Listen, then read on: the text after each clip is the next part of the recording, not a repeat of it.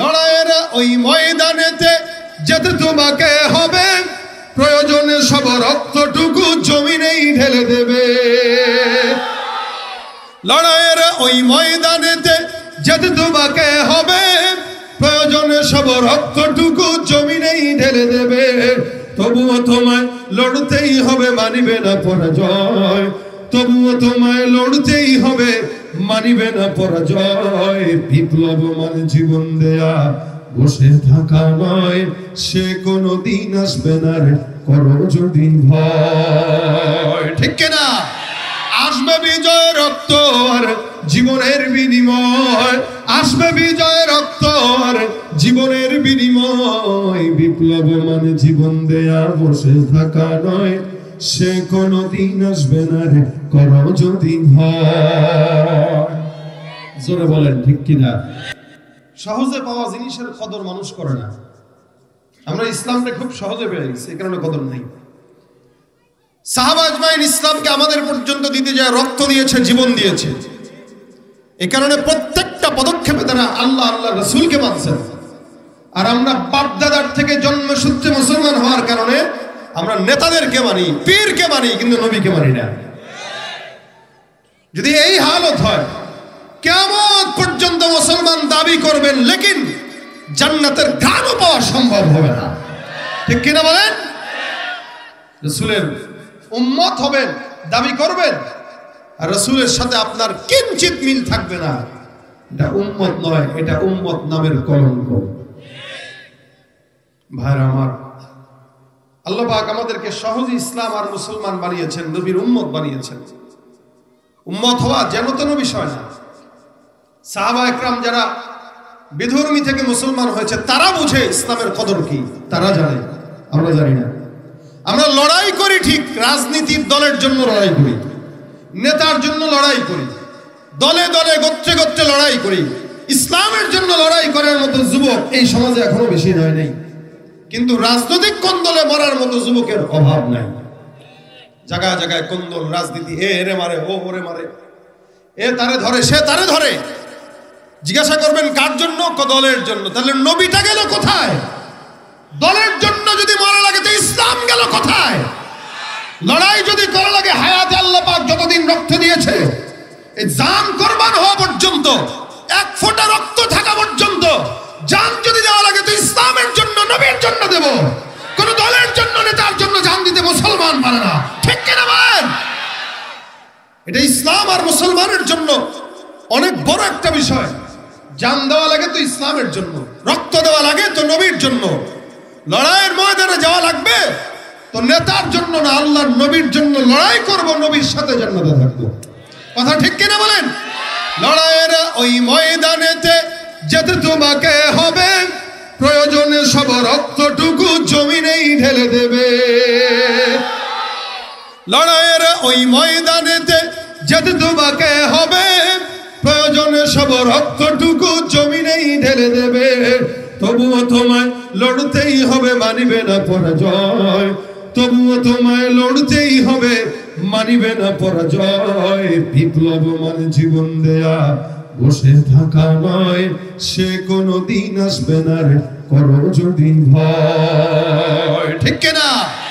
আসবে বিজয় রক্ত আর জীবনের বিনিময়, আসবে বিজয় রক্ত আর জীবনের বিনিময়। বিপ্লব মানে জীবন দেয়া, বসে থাকা নয়, সে কোনো দিন আসবে না রে, করো যদি ভয়। জোরে বলেন ঠিক কিনা? শাসনের নামে কেউ বা পিছছে মেহনতি জনতারে, ইমানের উপর আঘাতুরা হানিছে বারে বারে। শাসনের নামে কেউ বা পিছছে মেহনতি জনতারে, ইমানের উপর আঘাতুরা হানিছে বারে বারে। প্রতারণার ওই ফাঁদে পড়ে মোরা জীবন করেছি ক্ষয়, প্রতারণার ওই ফাঁদে পড়ে মোরা জীবন করেছি ক্ষয়। বিপ্লব মানে জীবন দেয়া, বসে থাকা নয়, সে কোনো দিন আসবে না রে, করো যদি ভয়। কথা ঠিক কিনা? লড়াই করবো কার জন্য? আল্লাহ কবুল গুরু। ভাইরা আমার, এজন্য বললাম ইসলাম আল্লাহ পাকের তরফ থেকে ফ্রি পেয়েছি, এটার মূল্যায়ন করা দরকার আছে কিনা? নবীর উম্মত না চেয়েও হয়েছে, মূল্যায়ন দরকার আছে কিনা? দেখেন আল্লাহ পাক রাসূল করিম সাল্লাল্লাহু আলাইহি ওয়াসাল্লামকে সম্মান কতটুকু দিয়েছেন। সম্মান দিতে যে আল্লাহ পাক রব্বুল আলামিন আয়াত নাযিল করেন, ইন্নাল্লাহা ওয়া মালাইকাতাহু ইউসাল্লুনা আলান নবী ইয়া আইয়ুহাল্লাযীনা আমানু সাল্লু আলাইহি ওয়া সাল্লিমু তাসলিমা। আমার আল্লাহ পাক রব্বুল আলামিন পয়গম্বর মুহাম্মদুর রাসূলুল্লাহ সাল্লাল্লাহু আলাইহি ওয়াসাল্লামকে বর্ণনা করেন, নবী করিম সাল্লাল্লাহু আলাইহি ওয়াসাল্লামের উপর আয়াত নাযিল করেন, নিশ্চয়ই আল্লাহ আর আল্লাহর সব ফেরেশতারা, নিশ্চয়ই আল্লাহ আল্লাহর সব ফেরেশতারা ওই পয়গম্বর মুহাম্মদুর রাসূলুল্লাহর উপরে দুরূদ পৌঁছায়, সালাম পৌঁছায়, রহমত পৌঁছায়। আল্লাহ নিজে একা পৌঁছান না, গোটা আসমানের ফেরেশতারা, জমিনের ফেরেশতারা পৌঁছায় দেয়। জমিনে আপনি আমি আমার পয়গম্বরকে না চিনার কারণে, রাসূল করিম সাল্লাল্লাহু আলাইহি ওয়াসাল্লামকে চিনি নাই, যার কারণে মর্যাদাও দেই না, সম্মানও দেই না। আল্লাহ পাক আপনার আমার নবীকে মর্যাদা দিতে যে আল্লাহ পাক বলেন, নিশ্চয়ই আল্লাহ আর আল্লাহর সব ফেরেশতারা। ফেরেশতা এই জমিনের মধ্যে কতগুলো আছে এটা আপনারা কি জানেন নাকি? কতগুলো আছে গুনতে পারবেন? নবী করিম সাল্লাল্লাহু আলাইহি ওয়াসাল্লাম বলেন, আসমানে এত গুমট শব্দ হয়, জিকিরের আওয়াজ, বলে আসমানে 4 আঙ্গুল পরিমাণে জায়গাও খালি নাই, যেই জায়গার ভিতরে আল্লাহর ফেরেশতারা নাই। সুবহানাল্লাহ। আসমানে 4 আঙ্গুল পরিমাণ জায়গা খালি নাই যেখানে আল্লাহর ফেরেশতারা নাই। অর্থাৎ গোটা আসমান জুড়ে কেবল আমার মাওলার ফেরেশতারা গিজগিজ করতেছে। আমার আল্লাহ পাক রব্বুল আলামিন বলেন, নিশ্চয়ই আল্লাহ আর আল্লাহর সব ফেরেশতারা ওই পয়গম্বরের উপর রহমত বর্ষণ করে, নিশ্চয়ই আল্লাহ আল্লাহর সব ফেরেশতারা করে, হে ঈমানদার, ইয়া আইয়ুহাল্লাযীনা আমানু সাল্লু আলাইহি ওয়া সাল্লিমু তাসলিমা। এই ঈমানদার তোমরাও যারা আছো, তোমরা প্রত্যেকটা ঈমানদারের জন্য আমি আল্লাহ আদেশ দিলাম, তোমরাও ওই পয়গম্বরের উপরে দুরূদের সওয়াব পৌঁছায় দাও। রাসূল করিম সাল্লাল্লাহু আলাইহি ওয়াসাল্লামের নামে দুরূদের সওয়াব পৌঁছাইতে বলেন। আল্লাহ পাক নিজেও যেহেতু পৌঁছায়, ফেরেশতারাও পৌঁছায়, উম্মতদের পৌঁছানো। আল্লাহর রাসূল সাল্লাল্লাহু আলাইহি ওয়াসাল্লাম একবার মিম্বরে উঠলেন, প্রথম ধাপে একটা পাড়া দিলেন, নবী বললেন আমিন। দ্বিতীয় ধাপে পাড়া দিলেন, নবী বললেন আমিন। তৃতীয় ধাপে পাড়া দিলেন, নবী বললেন আমিন। সাহাবা আজমাইন ডাক দেয়া কয়, ইয়া রাসূলুল্লাহ, কেন আমিন বললেন? 3 বারের একবার আল্লাহর নবী কয়, যে ব্যক্তি আমার নাম শোনার পরে দুরূদ পড়ে না, জিবরাইল বলেছে ওই লোকের ধ্বংস হোক। জিবরাইল বদদুয়া করেছেন আর আমি নবী আমিন বলেছি। তার মানে সমাজে কোন বান্দা যদি আমার পয়গম্বরের নাম শুনে, নাম শোনার পরে যদি দুরূদ না পড়ে, ওই ব্যক্তির উপরে আল্লাহর নবীর বদদুয়া আছে, জিবরাইল আমিনের বদদুয়া আছে। এইজন্য রাসূল করিম সাল্লাল্লাহু আলাইহি ওয়াসাল্লামের নাম শোনার সঙ্গে সঙ্গে আল্লাহর নবীর নামের উপরে দুরূদ পড়া ওয়াজিব হয়ে যায়। সুবহানাল্লাহ। কোন নবীকে আল্লাহ পাক এতটুকু সম্মান দেন নাই? আপনার আমার পয়গম্বরকে আল্লাহ পাক রব্বুল আলামিন যতটুকু সম্মান দান করলেন, এমন সম্মান আল্লাহ পাক অন্য কোন নবীকে দেয় নাই। আদম থেকে নিয়ে মুহাম্মদুর রাসূলুল্লাহ সাল্লাল্লাহু আলাইহি ওয়াসাল্লাম পর্যন্ত অসংখ্য নবী রাসূল এসেছেন। আল্লাহর নবী বলেন, আদম যদিও সবার প্রথম নবী, আমি যদিও শেষ নবী, কিন্তু নবী বলেন আমি তখন থেকে নবী যখন আদম পয়গম্বরের জন্ম হয় নাই। সুবহানাল্লাহ। আল্লাহর নবী তখন থেকেই নবী যখন আদম দুনিয়াতে আসেই নাই। তার মানে সারা দুনিয়ার ভিতরে সবার আগে আল্লাহ পাক আপনার আমার পয়গম্বরকে নির্বাচন করেছেন, কিন্তু জমিনের মধ্যে সবার পরে আল্লাহ পাক নবীকে পাঠিয়েছেন। কারণ কি? প্রধান অতিথি আগে আসলে মর্যাদা থাকে না, প্রধান অতিথি সবার পরে আসা লাগে। আপনার আমার নবী মুহাম্মদুর রাসূলুল্লাহ সমস্ত নবীদের মধ্যে সবচাইতে প্রধান অতিথি, জোরে বলেন ঠিক কিনা? যার কারণে আল্লাহ পাক রব্বুল আলামিন নবীকে সম্মান দিতে যায় কোরআনে একটা জায়গাতে আমার পয়গম্বরের নামও ধরে উল্লেখ করেন নাই। আদম নবীকে আল্লাহ পাক রব্বুল আলামিন ডাকছে, আল্লাহ পাক ডাক দিয়া বলেন ইয়া আদম উসকুন আনতা ওয়া যাওজুকাল জান্নাহ। আমার আল্লাহ পাক জাকারিয়া নবীকে ডাক দেয় ইয়া জাকারিয়া ইন্না নুবাশশিরুকা বিগুলাম। আমার আল্লাহ পাক রব্বুল আলামিন ডাক দেয় ইয়া ইয়াহইয়া খুযিল কিতাবা বিকুওয়া। জাকারিয়া নবীকে আল্লাহ পাক রব্বুল আলামিন নাম ধরে ডাকে, ইয়াহইয়া নবীকে আল্লাহ পাক রব্বুল আলামিন নাম ধরে ডাকে। আল্লাহ পাক ইউনুস নবীকে নাম ধরে ডাক দেন। আল্লাহ বলেন ইয়া মূসা লা তাখাফ। মূসা পয়গম্বরকেও আমার আল্লাহ পাক রব্বুল আলামিন নাম ধরে ধরে ডাক দেয়। আল্লাহ পাক কোন আয়াতে বলেন ইয়া নূহ বিতু বিসালামিন মিন্না ওয়া বারাকাতিন আলাইহি। নূহ পয়গম্বরকেও আমার আল্লাহ পাক রব্বুল আলামিন নাম ধরে ধরে ডাকলেন। আল্লাহ ডাক দিয়া বলেন ইয়া মূসা ওয়া ইব্রাহিম ওয়া ইসমাঈল ওয়া যালকিফ, ইউসুফ, ইলিয়াস, ইয়াকুব, সব নবীদেরকে আল্লাহ পাক রব্বুল আলামিন কোরআনে নাম ধরে ধরে আল্লাহ পাক ডাকলেন। কিন্তু মুহাম্মদুর রাসূলুল্লাহ সাল্লাল্লাহু আলাইহি ওয়াসাল্লাম যখন আসলেন, আমার আল্লাহর নবীকে কোরআনের ফাতিহা থেকে নিয়ে নাস পর্যন্ত একটা জায়গাতেও আমার আল্লাহর নাম ধরে বর্ণনা করেন নাই। সুবহানাল্লাহ। সব জায়গাতে আমার আল্লাহ পাক রব্বুল আলামিন নাম ধরে ডাকলেন সব নবীদেরকে। আপনার আমার নবীকে আল্লাহ পাক কোনদিন নাম ধরে ডাকেন নাই। আল্লাহ পাক ডাক দেয়া কয় ইয়া আইয়ুহান নবী, নবী বলে সম্বোধন করলেন। সব জায়গাতে আমার পয়গম্বরকে নবী বলে সম্বোধন করলেন। কখনো বললেন ইয়া আইয়ুহার রাসূল, রাসূল বলে কখনো কখনো আল্লাহ পাক রব্বুল আলামিন ডাকছেন। নবী বলে ডেকেছেন, রাসূল বলে ডেকেছেন। কিন্তু ইয়া মুহাম্মদ বলে আল্লাহ পাক রব্বুল আলামিন কোনদিন আমার নবীকে ডাকেন নাই। অন্য আয়াতে আল্লাহ পাক কখনো কখনো আমার পয়গম্বর বিছানায় ঘুমায়, নবী করিম সাল্লাল্লাহু আলাইহি ওয়াসাল্লাম সুন্দর করে চাদরটা মুড়ি দিয়ে বসে শুয়ে রইছেন। আল্লাহ পাক রব্বুল আলামিন দেখলেন বড় মহব্বত লাগছে। আল্লাহ পাক বলেন ইয়া আইয়ুহাল মুজাম্মিল। দেখেন সম্মান বোঝানোর জন্য আমি আপনাদেরকে শুনাইতেছি। রাসূলের কতটুকু মর্যাদা হইলে পরে সব নবীদেরকে নাম ধরে ডাকলো, আপনার আমার নবীকে নাম ধরে ডাকেন নাই। আল্লাহ পাক বলেন ইয়া আইয়ুহাল মুজাম্মিল ইয়া আইয়ুহাল মুদ্দাসসির। কখনো মুজাম্মিল, কখনো মুদ্দাসসির, কখনো হামিম, কখনো ইয়াসিনুল কুরআনিল হাকীম, কখনো তাহা মা আনজালনা আলাইকাল কুরআনা লিতাশকা। আমার আল্লাহ পাক আপনার আমার পয়গম্বরকে নাম ধরে ডাকেন নাই। সব জায়গাতে আল্লাহ পাক রাসূলকে লকব দিয়ে ডাকছেন, রাসূল বলে ডাকছেন, নবী বলে ডেকেছেন। আল্লাহ পাক বলেন লাকাদ কানা লাকুম ফি রাসূলিল্লাহি উসওয়াতুন হাসানাহ। তোমাদের জন্য রাসূলের মধ্যে উত্তম আদর্শ রয়েছে। এখানে আল্লাহ পাক রব্বুল আলামিন মুহাম্মদ নাম ব্যবহার করে নাই, রাসূল শব্দটা আল্লাহ পাক রব্বুল আলামিন ব্যবহার করলেন। অন্য আয়াতে বলেন লাকাদ জাআকুম রাসূলুম মিন আনফুসিকুম। এখানেও আল্লাহ পাক রাসূল শব্দটাই ব্যবহার করেছেন।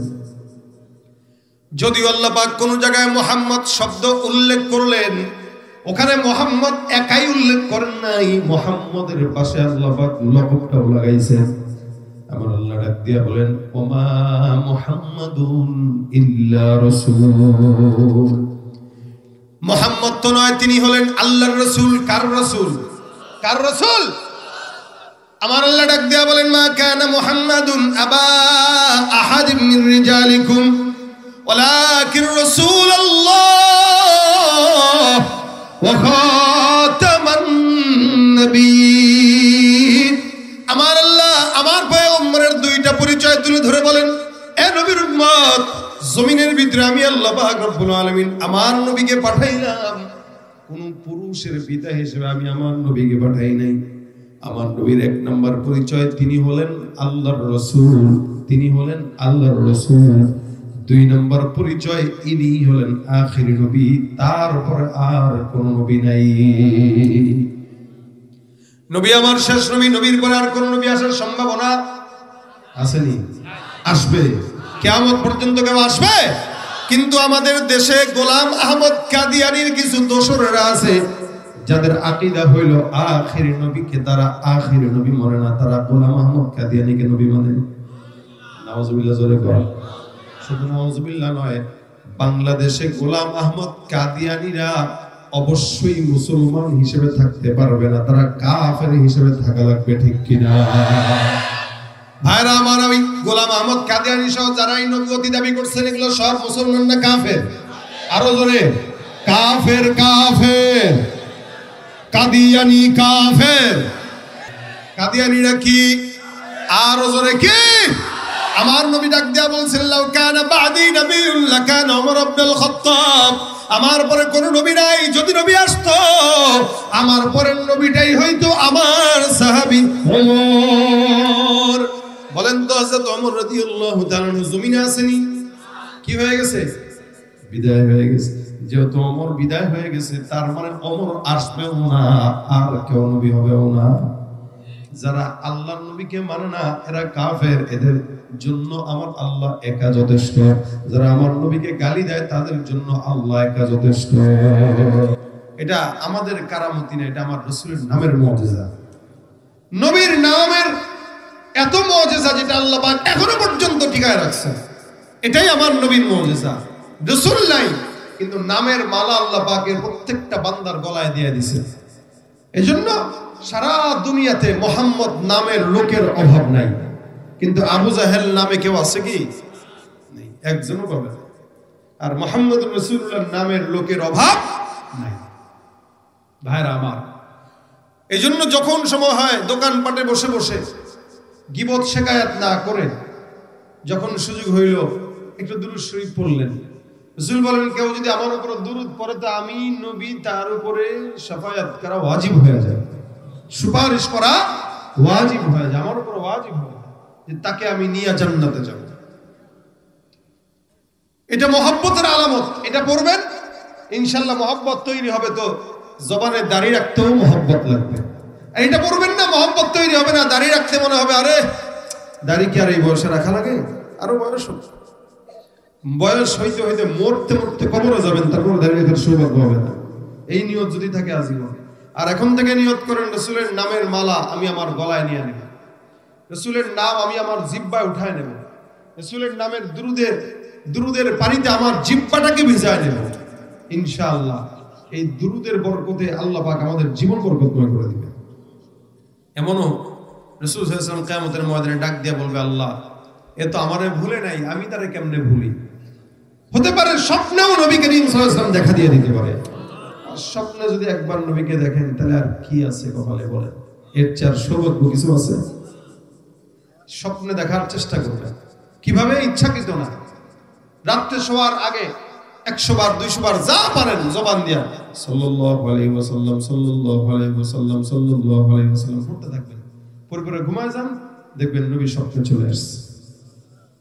এমনও আছে আল্লাহ পাক আপনাকে কবুল করে রাসূলের রওজার সামনেও নিয়ে যেতে পারে। যাওয়ার ইচ্ছা আছে তো ইনশাআল্লাহ? আল্লাহ পাক সকলকে এই কথাগুলোর উপর আমল করার তৌফিক দান করুন। প্রত্যেকে যদি আজকে নিয়ত করেন যে আমরা আজকের এই মজমা থেকে নিয়ত করছি, যার যতটুকু সামর্থ্য হয়, যখন সুযোগ হয়, যখন সময় হয়, নবী করিম সাল্লাল্লাহু আলাইহি ওয়াসাল্লামের নামের দুরূদটা আমরা আমাদের জবান দিয়ে উঠাবো। বাস একবার হোক, দুইবার হোক, প্রত্যেকদিন একটা নিজাম বানায় নেবেন। বিশেষ করে নামাজ যাদের পড়ার অভ্যাস আছে, নামাজের পরে অন্তত 10 বার করে পড়ে ফেলবেন সাল্লাল্লাহু আলাইহি ওয়াসাল্লাম। 10 বার দেখবেন প্রত্যেক দিন 50 বার হয়ে যাবে। প্রত্যেক দিন 50 বার, তাহলে 2 দিনে 100 বার, 4 দিনে 200 বার, 6 দিনে 300 বার, 7 দিনে 350 বার। 350 বার দুরূদ যদি আপনি পড়েন, তার মানে সপ্তাহে 350 বার নবীর সাক্ষাৎ আপনার হইল। আপনি না দেখলেও নবী আপনাকে দেখল, যে নবীর নামে আপনি 350 বার দুরূদ পাঠাইলেন। তো 350 বার যদি রাসূলের সামনে আপনি হাজির হন, নবী আপনারে চিনবে না তো কারা চিনবে? বলেন, নবী তো এখনো কবরে জিন্দা। নবীদের লাশ আর দেহ মাটি খাবার অনুমতি আল্লাহ দেন নাই। সুতরাং রাসূল জিন্দা, এখনো পায়, এবং এখনো আমাদের জন্যই নবী তার কবরে শুয়ে শুয়ে কান্না করে আল্লাহর কাছে, আমাদের জন্যই রাসূল আল্লাহর কাছে চায়। তা সুতরাং যেই নবী আমাদের জন্য এখনো পর্যন্ত অপেক্ষমান, আমাদেরকে জান্নাতে নেওয়ার জন্য রাসূল চিন্তিত, কেমনে আমার উম্মতরা জান্নাতে যাবে? আমাদের নিজেদের যদি চিন্তা না থাকে, তো রাসূল আমাদের জন্য চিন্তা করে, এটা কেমন দেখায় যে আমার দরকার জান্নাত, আমার টেনশন নাই, কিন্তু নবী টেনশন করতেছে। দরকার ছিল টেনশন আমার বেশি করা। আল্লাহ পাক যেন আমাদেরকে এই ছোট্ট আমলটা জবানে উঠার তৌফিক দান করে। যখন সুযোগ হয় একটু 10-15 বার 20 বার করে ফেলবেন, তাহলে এমন মহব্বত তৈরি হবে, এমন মহব্বত তৈরি হবে, রাসূলের জন্য একবার কেন 1 কোটি বার জীবন দেওয়ার জন্য মন মানসিকতা তৈরি হয়ে যাবে। আল্লাহ আমাদের সকলকে তৌফিক দান করুন।